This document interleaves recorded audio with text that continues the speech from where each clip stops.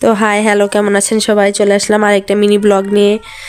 এই যে দেখতে পাচ্ছেন কাঁকড়াগুলো দেখে ছোট ভীষণ খুশি। কাঁকড়াগুলো আমার বাবা সামনাগর থেকে এনেছে। আমাদের এখানে খুব সম্ভবত এত বড় কাঁকড়া পাওয়া যায় না, তো সামনাগর থেকে এনেছে।